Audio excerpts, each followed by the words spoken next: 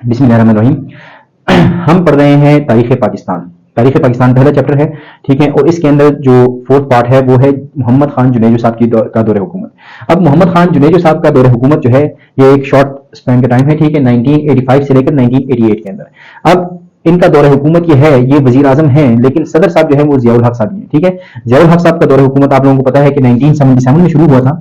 1977 के अंदर, और 1988 तक उनका दौरे हुकूमत जो है वो प्रेसिडेंट के तौर के ऊपर जो है और मार्शल लॉ एडमिनिस्ट्रेटर के तौर के ऊपर चलता रहा था, ठीक है। इख्तियारात उनके पास थे और वो इन इख्तियारात को हर तरह से इस्तेमाल कर रहे थे, ठीक है। अच्छा, हुआ कुछ ऐसे कि जुल्फ़िकार अली भुट्टो साहब की हुकूमत जो है वो जब ज़ियाउल हक साहब ने ख़त्म कर दी, उनके ऊपर जो है फांसी का कत्ल का मुकदमा बना 1979 के अंदर, उनको वाक़ईतन फांसी दे दी गई। उनकी पार्टी पीपल्स पार्टी जो है उसको उसके ऊपर पाबंदी लगा दी गई और उसे मुकम्मल तौर के ऊपर बैन कर दिया गया। लेकिन जब ये सारी चीज़ें हो रही थी और पाकिस्तान के अंदर जो माहौल बन रहा था, इमरजेंसी नाफिज थी, ठीक है, जो आपका आइन था उसको सस्पेंड कर दिया गया था, तो दुनिया की तरफ से पाकिस्तान के ऊपर एक प्रेशर होता है कि आपकी ये हुकूमत जो है ये जायज़ हुकूमत नहीं है, इसको जायज़ हुकूमत होना चाहिए। अवाम का मैंडेट तस्लीम करें, अवाम की राय जो है इस हुकूमत के अंदर होनी चाहिए, क्योंकि दुनिया के अंदर जो आम रिवाज चल रहा है वो डेमोक्रेसी का है, जमहूरियत का है। अवाम जो है उनको ये इख्तियार होना चाहिए कि अपने लिए वो नुमाइंदे मुंतखब करे, ठीक है, और आपकी जो हुकूमत है वो ऐसे नहीं है। तो इस अमल को जारी रखने के लिए या दुनिया के अंदर एक तासुर देने के लिए ज़ियाउल हक साहब ने बल्दियाती इलेक्शन तो करवा दिए, लेकिन जो आपके आम इंतखाबात हैं उनको पहले एक मरतबा मुलतवी किया, फिर मुलतवी किया, फिर मुलतवी किया। लेकिन जब आपने आपको दोबारा से सदर उन्होंने नामजद कर दिया, अपने इख्तियारात जो हैं वो पूरी तरह से मजबूत कर लिए, तो 1985 के अंदर आखिरकार उन्होंने गैर जुमाती बुनियादों के ऊपर इलेक्शन जो है वो करवा दिया। अब गैर जुमाती बुनियादों के ऊपर इलेक्शन क्या होते हैं? गैर जुमाती बुनियाद के ऊपर इलेक्शन का मतलब ये होता है कि उसके अंदर पीपल्स पार्टी नहीं है, उसके अंदर कोई मुस्लिम लीग नहीं है, उसके अंदर कोई तहरीक इंसाफ नहीं है, सारे के सारे कैंडिडेट्स जो हैं आपके इंडिपेंडेंट होंगे, ठीक है। कोई अवामी नेशनल पार्टी, कोई PKMAP, इस तरह की कोई पार्टी उसके अंदर नहीं होगी, और जितने भी आपके जो नुमाइंदे हैं वो आज़ाद हैसियत के अंदर जो है वो मुंतखब होंगे। अब मुझे ये इख्तियार है, मैं पार्टी को वोट नहीं दूंगा, मैं अफराद को वोट दूंगा, और अफराद जब हैं वो मुंतखब होकर नेशनल असेंबली के अंदर जाते हैं तो उनका प्रेरोगेटिव है ये, और वो जिसको भी वज़ीर आज़म फिर बनाना चाहें, ठीक है। अब जब ये लोग असेंबली के अंदर मुंतखब हुए, असेंबली के अंदर गए, तो ज़ियाउल हक साहब ने जब देख लिया कि जितने लोग हैं इसके अंदर किसको मैं वज़ीर आज़म बना सकता हूँ, तो मुख्तलिफ चीज़ों को मद्देनजर रखते हुए उन्होंने ये फैसला किया, ठीक है, कि मोहम्मद खान जुनेजो साहब जो हैं वो वज़ारत उस्मा के लिए सबसे आला कैंडिडेट हैं, ठीक है। तो उन्होंने 20 मार्च को बाकी लोगों से मुशावरत की और कहा कि मोहम्मद खान जुनेजो साहब जो हैं इनको मैं वजीर आजम के लिए अच्छा समझता हूं, और आप लोग इसको सपोर्ट करके इसको वोट दें और इसको वजीर आजम बनाएं। अब मोहम्मद खान जुनेजो साहब जो हैं उनके एक तो ये है कि वो मुस्लिम लीग के थे, ठीक है, मुस्लिम लीग नून उस वक्त नहीं थी, मुस्लिम लीग नून जो है वो बाद में बनी है काफी, ठीक है। उस वक्त सिर्फ पाकिस्तान मुस्लिम लीग थी, पाकिस्तान मुस्लिम लीग के रुकन थे, और सिंध से पाकिस्तान मुस्लिम लीग के रुकन थे, ठीक है। तो अब सिंध से इनको लाने का मकसद एक ये भी हो सकता था, क्योंकि इससे पहले जो जुल्फ़िकार अली भुट्टो साहब थे वो भी सिंध से थे, तो सिंध की आवाम के अंदर काफी खफगी थी, काफी नाराजगी थी कि वहां के एक बेटे को सपूत को उन्होंने जो है वो फांसी दी हुई है। तो इसकी वजह से एक असर ये देना चाहते थे, ये तासुर देना चाहते थे कि सिंध को नवाजा जा रहा है, ठीक है। तो सिंध को नवाजा गया, मोहम्मद खान जुनेजो साहब जो है उनको वजारत उज़्मा के लिए नॉमिनेट किया गया, और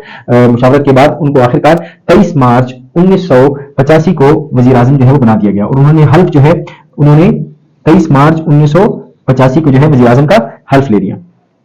अब इन्होंने ये हल्फ ले लिया वजारत उज़्मा का। इनका टोटल दौरे हुकूमत जो है वजीर आजम के तौर के ऊपर वो तकरीबन यहां से शुरू होता है, ठीक है, 23 मार्च 1985 शुरू होता है, और कहां तक है, ठीक है, 29 मई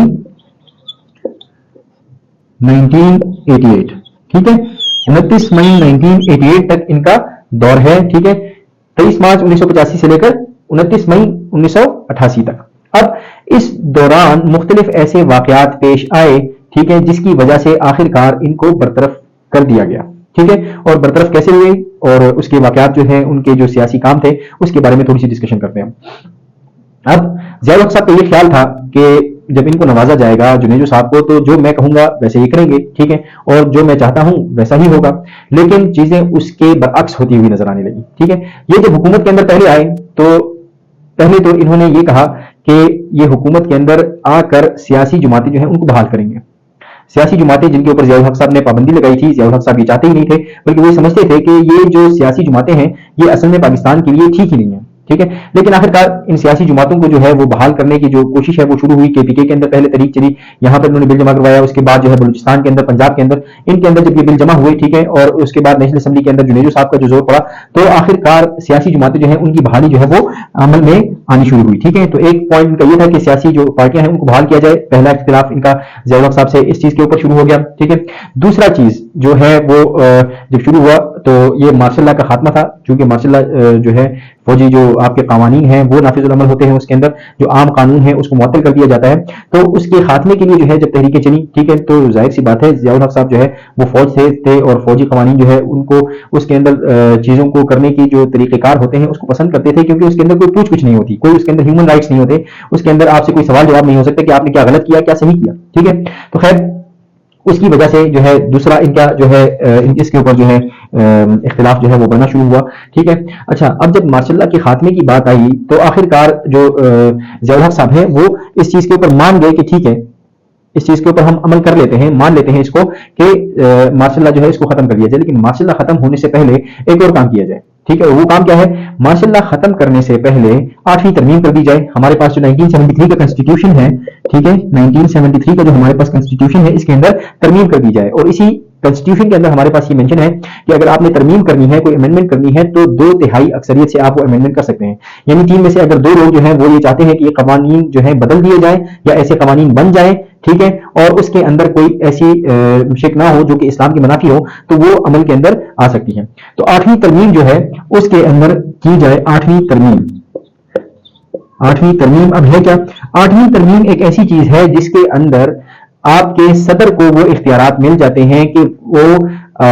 وزیر اعظم صاحب کو کبھی بھی جو ہے گھر بھیج سکتا ہے. ٹھیک ہے,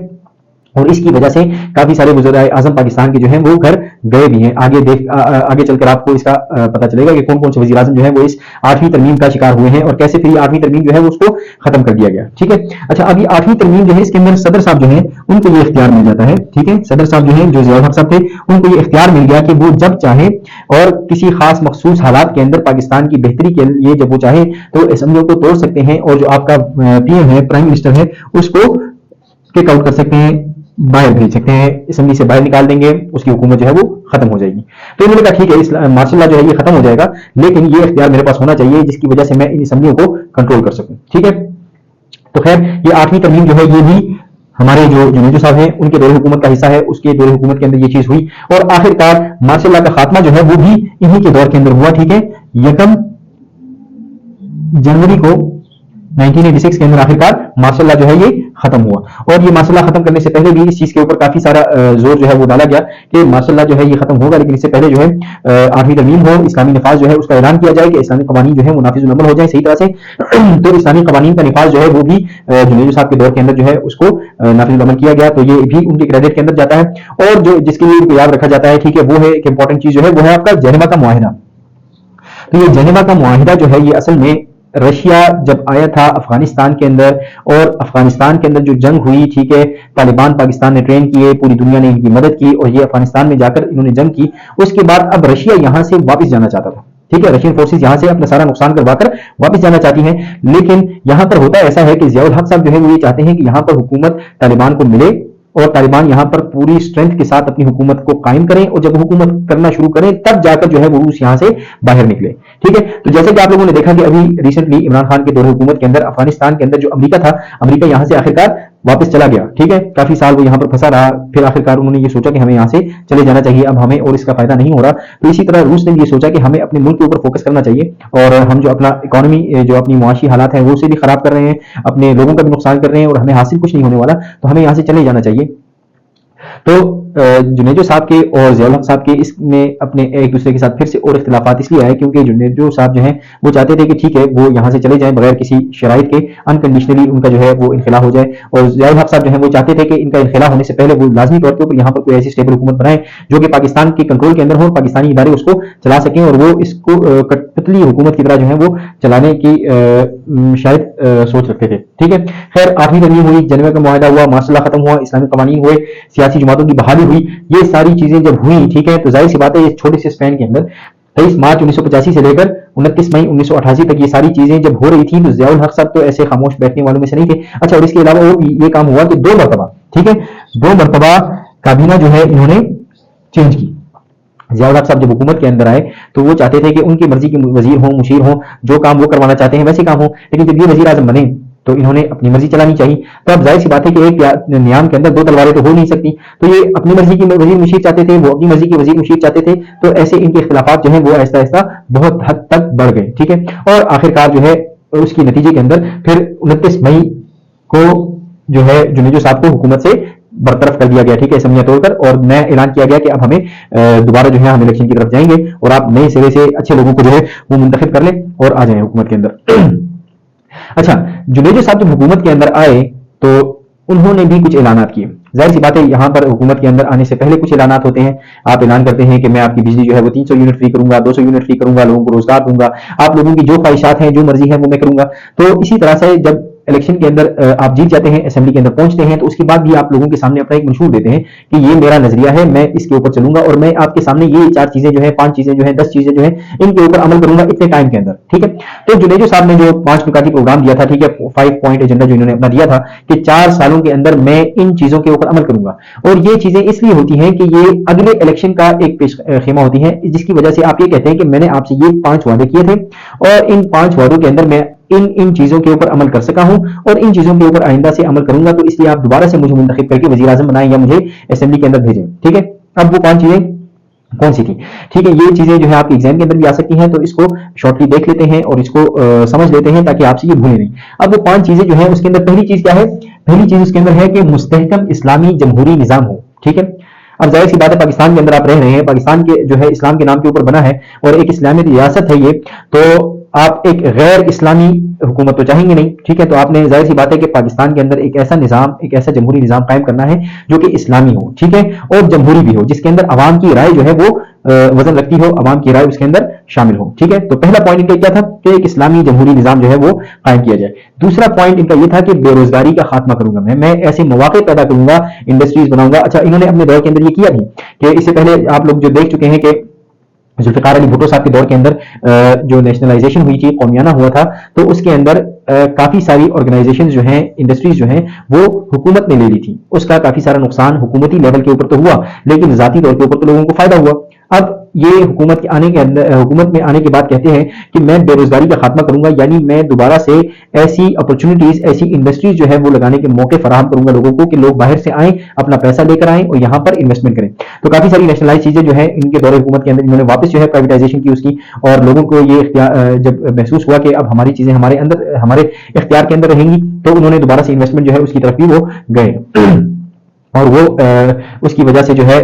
بے روزگاری کو کسی حد تک کم بھی کیا جا سکتا ہے اور کیا بھی گیا ہوگا یقیناً. ٹھیک ہے, اچھا, اور تیسرا پوائنٹ ان کا یہ تھا کہ ناخواندگی کو ختم کیا جائے گا, یعنی تعلیم کے اوپر فوکس ہوگا, اور تعلیم بھی کیسی, جس کے اندر آپ کے جدید سائنسی ٹیکنالوجی جو ہے اس کو شامل کیا جائے تاکہ پوری دنیا کے اندر جو دور چل رہا ہے اس دنیا کے ساتھ آپ کمپیٹ کر سکیں, اس کا مقابلہ کر سکیں. ٹھیک ہے, تو چوتھا پوائنٹ ان کا یہ تھا کہ بدعنوانی, رشوت وغیرہ جتنے بھی مسکنڈکٹ ہیں, ٹھیک ہے, ناانصافی, اس چیز کو ختم کیا جائے گا. کوئی بھی حکومت میں آنے کے بعد یا حکومت میں آنے سے پہلے پاکستان کے اندر یہ وعدہ نہیں کرے گا کہ میں رشوت ستانی کا بازار گرم کروں گا, مجھے ووٹ دو. ٹھیک ہے, یا اگلی مرتبہ مجھے ووٹ دینا کیونکہ میں آپ کے لیے رشوت کی نئی جو ہے راہیں کھول دوں گا. تو ظاہر سی بات ہے رشوت جو ہے, بدعنوانی جو ہے اور ناانصافی, اس کو ختم کرنے کے لیے انہوں نے کہا کہ میرے چوتھا پوائنٹ جو ہے وہ یہ ہے. پانچواں پوائنٹ یہ ہے کہ مضبوط دفاع ہوگا. ٹھیک ہے, مضبوط دفاع کا مطلب یہ ہے کہ آپ کی سیکیورٹی جو ہے, آپ کی نیوی, آپ کی ایئر فورس, آپ کی آرمی, ان کے اوپر جو خرچے ہو رہے ہیں, ان کے اوپر جو پیسہ لگ رہا ہے, ان کو جو ٹیکنالوجی پرووائڈ کرنے کی کوشش کی جا رہی ہے وہ ویسے ہی پرووائڈ کرنے کی کوشش کی جاتی رہے گی, تاکہ ہمارے جو دشمن ممالک ہیں, جس طرح کہ انڈیا ہے, اس کو ذاتی طور پر یہ ویسے دشمن سمجھتے نہیں تھے, کیونکہ ان کی جو کوششیں تھیں وہ اسی طرح تھیں کہ ہم ان کے ساتھ تجارتی تعلقات اچھے رکھیں, لیکن ہماری جو خارجہ پالیسی بنانے والے ادارے ہیں, ٹھیک ہے, یا وہ ہمیں ایسی سچویشن کے اندر رکھنا چاہتے ہیں کہ ہمیشہ ہم ایز اے سیکورٹی اسٹیٹ کام کرتے ہیں, ہمیں ہمیشہ امن و امان کا خطرہ ہی لاحق رہتا ہے. ٹھیک ہے, ہم کچھ بھی کرنا چاہیں تو امن و امان کی وجہ سے جو ہے ہم وہ کر نہیں پاتے. ٹھیک ہے, ہماری پہلی پرائرٹی جو ہے اپنی دفاع کے اوپر خرچ کرنا ہوتا ہے. تو انہوں نے کہا کہ ٹھیک ہے ہم دفاع کے اوپر خرچہ کریں گے. ٹھیک ہے, اچھا, اس کے علاوہ ہم ایک متوازن خارجہ پالیسی بنائیں گے. خارجہ پالیسی آپ کی کیا چیز ہے؟ خارجہ پالیسی آپ کی یہ ہے کہ آپ کے پاس لیٹس سپوز یہ پاکستان ہے, ٹھیک ہے, پاکستان سے یہاں پر آپ کے پاس جو ہے افغانستان ہے, یہاں پر ایران ہے, یہاں پر چائنا ہے, یہاں پر انڈیا ہے, یہاں پر جو ہے آپ کے پاس سعودی عربیہ ہے. ٹھیک ہے, ان تمام ممالک سے جو پاکستان کے باہر ہیں, ان کے حوالے سے آپ کے جو تعلقات ہیں, ٹھیک ہے, ان سب کو خارجہ پالیسی کہا جاتا ہے. ٹھیک ہے, انڈیا کے ساتھ تعلقات کیسے ہونے چاہیے, چائنا کے ساتھ کیسے ہونے چاہیے, ایران کے ساتھ, افغانستان کے ساتھ, سعودی عرب کے ساتھ, ٹھیک ہے, کیسے ہونے چاہیے, دنیا کے اندر جو باقی مسلمان ممالک ہیں ان کے ساتھ تعلقات کیسے ہونے چاہیے, دنیا کے اندر جو بڑی اکانومیز ہیں ان کے ساتھ تعلقات کیسے ہونے چاہیے, اور دنیا کی جو بڑی سپر پاورز ہیں, ٹھیک ہے, ایک آپ کے پاس رشیا ہے اور ایک آپ کے پاس امریکہ ہے, ٹھیک ہے, U S A and Russia, ان دونوں ممالک کے ساتھ آپ کے تعلقات کیسے ہونے چاہیے. تو انہوں نے کہا کہ ہم متوازن خارجہ پالیسی بنائیں گے. متوازن خارجہ پالیسی یہ ہے کہ ہم یو ایس اے کو بھی ناراض نہیں کریں گے, ان کے ساتھ بھی تعلقات رکھیں گے, ہم روس کو بھی ناراض نہیں کریں گے, رشیا کے ساتھ بھی تعلقات رکھیں گے, ٹھیک ہے, ان کے اندر بیلنس رکھیں گے, ہم اپنی مرضی کو, اپنی خواہشات کو, اپنی ضروریات کو دیکھیں گے, اور ان ضروریات کے تحت پھر ہم ان دونوں ممالک سے اور اپنے جو ارد گرد کے باقی ممالک ہیں ان کے ساتھ تعلقات کو رکھیں گے. تو یہ ایک متوازن پالیسی ہے خارجہ. اور انہوں نے اس کے علاوہ یہ کہا کہ ہم اپنی خود مختاری کا تحفظ کریں گے. ٹھیک ہے, خود مختاری کا تحفظ یعنی میں آزاد ہوں, کیا ہم کوئی غلام ہیں, یہ نعرہ آپ لوگوں نے سنا ہوگا. اور یہ نعرہ کیوں مشہور ہوا, کیونکہ ہر ایک باشندے کی, ہر ایک سٹیزن کی یہ خواہش ہوتی ہے کہ وہ آزاد ہو, ایک آزاد ریاست کے اندر ہو, وہ کسی کی غلامی نہ کرے اور اس کے فیصلے اس کی مرضی کے مطابق ہوں, اس کے فائدے کے لیے ہوں, بجائے اس کے کہ اس کے جو فیصلے ہیں وہ کوئی اور اپنی مرضی کے مطابق اپنے فائدے کے لیے کر رہا ہو, ٹھیک ہے, اور اس کا الٹیمیٹلی آخر میں ہمیں نقصان پہنچ رہا ہو. تو یہ ساری چیزیں جو ہے انہوں نے کہا کہ یہ 5 پوائنٹ ایجنڈا ہے میرا. ٹھیک ہے, مستحکم اسلامی نظام قائم کروں گا, بے روزگاری کو ختم کروں گا, ناخواندگی کو ختم کروں گا, بدعنوانی, رشوت, کرپشن کو ختم کروں گا, اور مضبوط دفاع, متوازن خارجہ پالیسی اور خود مختاری جو ہے, خود مختاری کا تحفظ جو ہے وہ میں کروں گا حکومت میں آنے کے بعد. اب جب یہ حکومت کے اندر آ گئے, انہوں نے یہ اعلانات کیے تھے, ٹھیک ہے, اور انہوں نے جو کافی سارے کام کیے, ضیاء الحق صاحب سے اس کی جو ہے اس کی وجہ سے ان کی ضیاء الحق صاحب سے جو ناراضگی ہے وہ بڑھتی گئی, اختلافات زیادہ ہوتے رہے, اور آخرکار اختلافات اس حد تک پہنچ گئے. پاکستان کے اندر اس زمانے کے اندر ایک اور واقعہ ہوا, اور وہ واقعہ یہ تھا کہ پاکستان چونکہ اس جنگ کے اندر شامل تھا, ٹھیک ہے, جو روس سے جو جنگ لڑی جا رہی تھی افغانستان کے اوپر, میدان کے اوپر, تو پوری دنیا سمیت امریکہ سے کافی سارا اسلحہ جو ہے وہ پاکستان پہنچا کرتا تھا. اور جب یہ اسلحہ پاکستان آیا کرتا تھا تو پاکستان یہاں پر لوگوں کو ٹرین کرتا تھا, پاکستان کی جو ادارے ہیں وہ ٹرین کیا کرتے تھے لوگوں کو, اور یہاں سے پھر بھیج دیا کرتے تھے, مدرسوں میں ٹرین کرتے تھے, اسکولوں میں ٹرین کرتے تھے, بہت ساری ان کے ٹریننگ کیمپس بنے ہوئے تھے. ان سب کو ٹرین کرنے کے بعد یہاں سے بھیج دیا جاتا تھا افغانستان روسیوں کے ساتھ لڑنے کے لیے. ٹھیک ہے, تو اب جب یہ ان کو ٹرین کرتے تھے تو ان لوگوں کو یہ اسلحہ بھی پرووائڈ کرتے تھے, ان کو باقی فیسلٹیز بھی دیتے تھے. تو یہ اسلحہ جن پیسوں کے اوپر آتا تھا, یا جو اسلحہ آتا تھا ان کے پاس امریکہ سے, باہر کے ملکوں سے, وہ سارا اسلحہ جو ہے پاکستان میں آگے ڈسٹریبیوٹ کرنا ہوتا تھا. تو ایسا کہا جاتا ہے, ٹھیک ہے, اور وہ ہو سکتا ہے ٹھیک بھی ہو, کہ یہ سارا اسلحہ ویسے استعمال نہیں ہوتا تھا. پاکستان اس میں سے کافی سارا اسلحہ جو ہے وہ اپنے لیے ریزرو کر دیتا تھا, تاکہ آئندہ کے لیے پھر اس کی وجہ سے ٹیکنالوجی کے اندر ڈیفنس ٹیکنالوجی اپنی بہتر کی جا سکے, اور اس کو آئندہ پھر اپنے لیے استعمال کیا جا سکے. ٹھیک ہے, جس طرح خواتین بچت کرتی ہیں نا, جب ان کو کچھ اخراجات کے لیے پیسے دے دیے جاتے ہیں, اور وہ اس میں سے کچھ تھوڑا سا جو ہے ریزگاری بچا لیتی ہیں کہ چلو باقی یہ چیز جو ہے ہم تھوڑا سا خرچ کر لیتے ہیں, ٹھیک ہے, اور تھوڑی سی کم مقدار کے اندر خرچ کر دیتے ہیں اور باقی کو ہم بچا لیتے ہیں. تو اسی طرح پاکستان نے اس کے اندر کافی سارا اسلحہ جو ہے بچا لیا. اب جب بچا لیا, اس کی رپورٹ جب امریکہ کو گئی, اور امریکہ والوں نے کہا کہ ہم جو ہے اس کی جو ہے تلاشی لیں گے, ہم دیکھیں گے کہ واقعی میں یہ کیا ہوا, ہمارا یہ اسلحہ جو ہے جو ہم دے رہے ہیں, جس کام کے لیے دے رہے ہیں اس کام کے لیے استعمال نہیں ہو رہا. تو پاکستان نے کیا کیا کہ جہاں پر ان کو سیو کیا ہوا تھا, ہو سکتا ہے وہاں سے ان کو ہٹا لیا گیا, اور جس جگہ کے اوپر اس کو بچا کر رکھا ہوا تھا وہاں پر دھماکے ہوئے, وہ جگہ تباہ ہوئے, وہ ہال, وہ کیمپ جو ہے وہ تباہ ہوئے. اس کو اوجڑی کیمپ کہا جاتا تھا. ٹھیک ہے, اوجڑی کے مقام کے اوپر جو انہوں نے کیمپ بنائے ہوئے تھے وہ تباہ ہوئے. اور اس کے بعد ایسا ہوا کہ جو ہمارے جنیجو صاحب ہیں, وزیر اعظم صاحب, یہ چلے گئے کوریا جب گئے, جب ان سے پوچھا گیا, جس طرح مختلف صحافی مختلف باتیں کرتے ہیں کہ ایسا سننے میں آ رہا ہے, آپ اس کے بارے میں کیا کہتے ہیں, اور ہو سکتا ہے کہ ان کی زبان سے ایسے الفاظ نکلے ہوں جس کی وجہ سے ایسا تاثر گیا ہو کہ جس کی وجہ سے ان کے خلاف کیس جو ہے وہ زیادہ مضبوط ہو گیا, اور جو اختلافات تھے ان کو عملی رنگ جو ہے آخر میں دیا جا سکتا تھا. اب جب یہ وہاں سے واپس آئے, کوریا سے جب واپس آئے 29 مئی کو, پھر جنیجو صاحب کو جو ہے وہ برطرف کر دیا گیا, اسمبلیاں توڑ دی گئی, اور ان سے کہا گیا کہ آپ گھر جائیں. اور یہ برطرفی, اسمبلیاں توڑنے کا اختیار جو ہے جنیجو صاحب نے 8ویں ترمیم کے اندر خود جو ہے وہ صدر صاحب کو دیا تھا. اس کی وجہ سے آخرکار ان کو کک آؤٹ کر دیا گیا اسمبلی سے, اور اسمبلیاں توڑ دی گئی. نئے الیکشن کا جو ہے, نئے انتخابات کا اعلان کیا گیا کہ نئے انتخابات ہوں گے. اچھا, اور ان کی حکومت گئی کیوں؟ ان کی حکومت اس لیے گئی کیونکہ یہ اسلام کے نفاذ کا جو عمل تھا وہ ان کی وجہ سے سلو ہو رہا تھا, وہ کم ہو رہا تھا, اس کی سست روی کا شکار ہو رہا تھا, وہ رک گیا تھا بلکہ بالکل. ٹھیک ہے, ایسا کہا گیا ان کے خلاف. ٹھیک ہے, جس طرح آج کل کے دور کے اندر کہا جاتا ہے کہ عمران خان جو ہے وہ یہودی لابی کے ایجنٹ ہے, اور اس کی وجہ سے اسلام کو کافی سارا خطرہ ہے. ریاست مدینہ کا نام وہ لیتے ہیں, لیکن اصل میں وہ ریاست مدینہ نہیں بنانا چاہتے, بلکہ وہ کوئی ایسی دجالی ریاست بنانا چاہتے ہیں جس کے اندر تحاشی جو ہے وہ کھلم کھلا ہو. تو اس طرح کی جو اسکرپٹ ہے یہ پرانے زمانے سے چلتے آ رہے ہیں, اور جب جب ضرورت پڑتی ہے اس کا ہم استعمال جو ہے وہ کرتے رہتے ہیں. تو اسی طرح انہوں نے کہا کہ اسلام کے نفاذ کو جنیجو صاحب کی وجہ سے جو ہے کافی نقصان پہنچا اور رک گیا تھا. دوسرا, جمہوری عمل جو ہے وہ سست روی کا شکار ہو گیا. جمہوری عمل کیا ہے کہ جو عوام ہے اس کی جو رائے ہے اس کے مطابق قوانین بنتے ہیں، اس کی خواہشات کو پورا کیا جاتا ہے، تو یہ جو جمہوری عمل تھا وہ اس کی وجہ سے رک گیا ہے. تو یہ ایک اور ان کے خلاف جو ہے پوائنٹ بنا. اور جو امن و امان ہے اس کو سب سے زیادہ خطرہ جو ہے وہ لاحق ہے. سیکیورٹی رسک جو ہے یہ ہے، جس طرح 9 مئی کو جو ہوا اس کے اندر جو ہے عمران خان جو ہے جس کی وجہ سے، یا اس سے پہلے جو سائفر کا کیس کیا، انہوں نے کاغذ جو لہرایا تھا یا کاغذ کو گم کر دیا تھا، اس کی وجہ سے پاکستان کو اتنا بڑا خطرہ لاحق ہو گیا کہ جس کی وجہ سے ان کا جیل جانا، ان کو پھانسی لگنا یا ان کو عمر قید ہو جانا، وہ ایسا ایویڈنٹ لگتا ہے کہ ان کو ہو جائے گی. ٹھیک ہے. اور دوسری چیز اسی طرح جنیجو صاحب جو ہیں وہ بھی امن و امان کے لیے جو ہے وہ خطرہ بنے، کیونکہ انہوں نے اوجوی کیمپ کے حوالے سے یا پاکستان کے حوالے سے یا پاکستانی اداروں کے حوالے سے کوئی ایسی گفتگو کی جو کہ پاکستان کے بارے میں ٹھیک نہیں سمجھی جاتی. انہیں اصل میں 9 مئی کی مذمت کرنی چاہیے تھی، سوری اوجوی کیمپ وغیرہ کے جو حالات تھے ان کی مذمت کرنی چاہیے تھی. ٹھیک ہے. جس طرح کہ پی ٹی آئی کے باقی ارکان مذمت کرتے ہیں، لیکن انہوں نے وہاں پر کچھ ایسی گفتگو کی جو کہ ہمارے لیے ٹھیک نہیں ہے اور اداروں کو وہ باتیں پسند نہیں آئیں، جس کی وجہ سے 29 مئی کو آخرکار ان کی حکومت جو ہے وہ ختم کر دی گئی. اور اس کے بعد یہ اعلان کیا گیا کہ دوبارہ سے الیکشن ہوں گے. ٹھیک ہے. اور دوبارہ سے الیکشن ہو کر دوبارہ سے نئے وزیر اعظم جو ہے ان کو آپ لے کر آئیں گے. پھر آخر کار دنیا کو یا قسمت کو جو منظور تھا وہ ہوا. چونکہ امریکہ جو ہے اس کی ایک ضرورت تھی ضیاء الحق صاحب، کیونکہ ایک ڈکٹیٹر صاحب جو ہے ان کے دور حکومت کے اندر وہ افغانستان کے اندر روس سے لڑ سکتے تھے، روس کو شکست دے سکتے تھے. جب یہ کام ہو چکا اور یہ عمل مکمل ہو چکا تو آخر کار جس طرح مکھن میں سے مکھی کو باہر نکال دیا جاتا ہے، ویسے ہی انہوں نے ضیاء الحق صاحب کا تختہ صاف کر دیا. وہ بھاولپور کے اندر جب ایک جہاز کے اندر سوار ہوئے، ان کو ویسے ہی انٹیلیجنس کی طرف سے تھریٹ الرٹس تو مل گئی تھی کہ آپ کی جان کو خطرہ ہے، اور آپ کی جان کو خطرہ کس سے ہے یہ بھی ان کو بتایا جا رہا تھا. ٹھیک ہے. تو یہ ہے کہ بہاولپور کے اس دورے کے اندر وہ اس لیے شامل ہوئے کیونکہ اس کے اندر امریکی سفیر بھی تھے، 2 امریکی باشندے تھے. تو انہوں نے سوچا کہ جب تک امریکہ کے لوگ یہاں پر ہیں تو امریکہ کے لوگ جو ہیں وہ ایسا کبھی بھی نہیں جائیں گے. ویسے تو یہ اپنی جو جان ہے اس کی حفاظت کے حوالے سے انہوں نے کافی سارے کیے، اور جو پریزیڈنٹ ہاؤس تھا اس کے درخت تک کٹوا دیے تھے کہ کہیں سے جو ہے اوپر سے کوئی جو ہے چل کر جو ہے ان کو گولی نہ مار دے یا اس طرح کے کوئی واقعات نہ ہو جائیں. لیکن اس دورے کے اندر ان کی آنکھوں کے اوپر پتہ نہیں کیا پٹی بن گئی اور ان کے ذہن میں کیا آیا. اسپیشلی یہی آیا ہو سکتا ہے کہ امریکہ سے مجھے خطرہ ہے اور امریکہ کے اپنے لوگ جب میرے ساتھ ہوں گے جہاز میں تو کیوں مجھے کوئی نقصان پہنچ جائے گا، کیونکہ اس کا بلیم جو ہے وہ امریکہ کے اوپر آئے گا. تو خیر امریکہ نے یہ رسک پھر بھی لیا، اور چاہتے ہوئے نہ چاہتے ہوئے آخرکار جب یہ جہاز کے اندر چڑھے اور جہاز جیسے ہی اڑا تو آموں کی پیٹی کے اندر کہا جاتا ہے کہ بم رکھے ہوئے تھے اور وہ ان بموں کو ڈیٹونیٹ کیا گیا اور اس کو اڑا دیا گیا، اور ضیاء الحق صاحب جو ہیں ان کا دور جو ہے اس میں ختم ہو گیا. تو 17 اگست 1988 کو ضیاء الحق صاحب جو ہیں یہ مرد مومن مرد حق جو ہیں یہ شہید ہو گئے، اور ان کا جو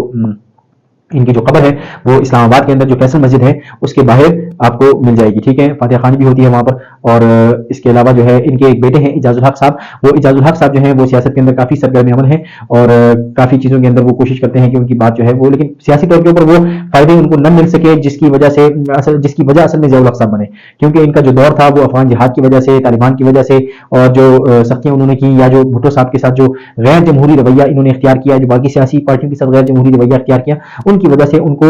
ویسے اچھے الفاظ کے اندر یاد نہیں کیا جاتا. ٹھیک ہے. اور اس کے بعد جو باقی الیکشن کے بعد جو باقی لوگ حکومت کے اندر آئے جن کا اقتدار شروع ہوا، بے نظیر صاحب کا، اس کے بعد جو ہے نواز شریف صاحب کا، پھر بے نظیر صاحب کا، پھر نواز شریف صاحب کا، اور پھر جو ہے مشرف صاحب کا، وہ پھر ہم اگلی کلاس کے اندر یا اگلے سیشن کے اندر پڑھیں گے انشاءاللہ.